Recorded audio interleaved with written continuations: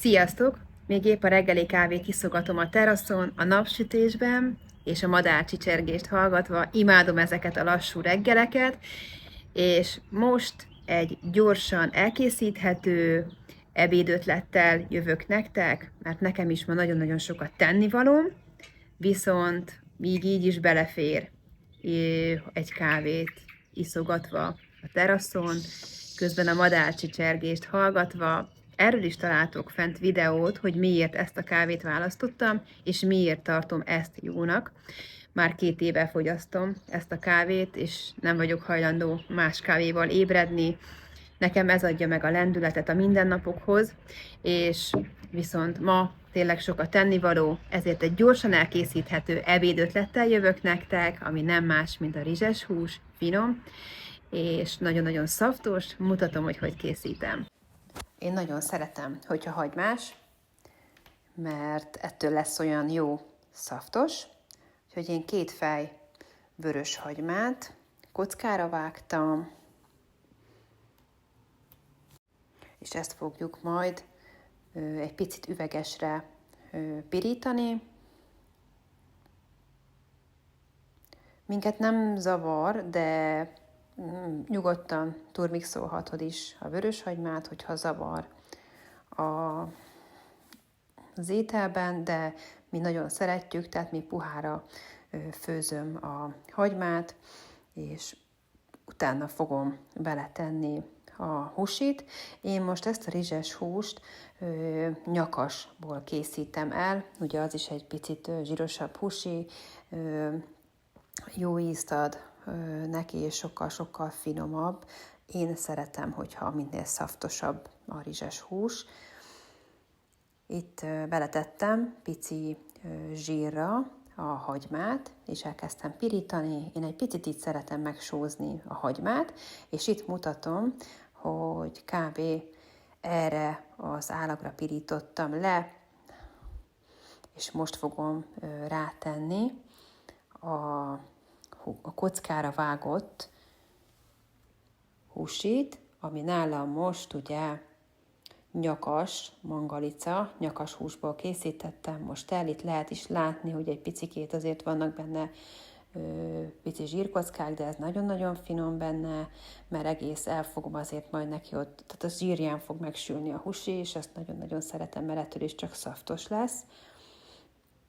Itt rátettem a húsit, ugye a hagymára, sóztam, borsóztam, ezeket a fűszereket használtam fel hozzá. Én a rizses húshoz nem szoktam semmi mást hozzátenni, csak só, bors és fokhagymát szoktam rátörni, mert ez így nagyon-nagyon finom, ugye a hagymától is finom, szaftos lesz, és itt töröm rá ugye a fokhagymát. Mi szeretjük, hogyha fokhagymásabb, tehát én egy olyan 6-7 girizdet rátörtem.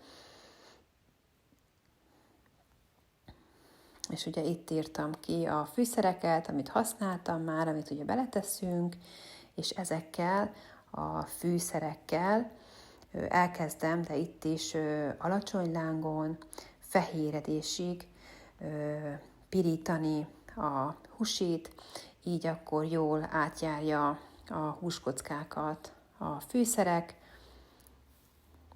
és itt látjátok is a videóban, hogy szépen fehérednek ki a húskockák. Mi úgy szeretjük ezt a rizses húst, hogyha egy kicsit több benne a hús, mint a rizs. Ez itt rátok van bízva, hogy mennyi rizst tesztek bele. Mi inkább így szeretjük, hogy több legyen benne a húsi, mint a rizs. És picit lehet ilyenkor feljebb tenni a gáz, de nem kell nagyon. Egy közepes lángon a fűszerekkel együtt pirítsátok a húsit, közben keverjétek, és akkor itt szépen fehéredésig pirítsátok a húskockákat, és utána én ezt felöntöttem, és kb. Egy szűk 1 órán át takaréklángon puhára főztem a húsit, de nem főztem teljesen puhára, ugye olyan fél időben tettem hozzá a rizst, és ettől is lesz olyan finom, mert a húsinak a levében fog megpuhulni a rizs, és ettől lesz olyan nagyon-nagyon finom és szaftos. Itt ezt takarjátok le, és puhítsátok a húsit. És ugye itt mutatom, hogy amikor letelt ez a szűk 1 óra, akkor így néz ki a húsim, és még maradt itt benne egy pici víz, hozzátettem a rizst, egy nagyon pici vízzel felöntöttem, nem kell sok, mert eleve a rizst is kevesebbet tettem ugye bele, de ne legyen mászkos a rizs, tehát épp hogy megpuhuljon, tehát én kb. 1 deci vizet tettem hozzá, 1,5, és elkevertem, és visszacsuktam rá a fedőt, és így hagytam még puhulni alacsony lángon, hogy megfőjön a rizs is, és majd mutatom a végeredményt.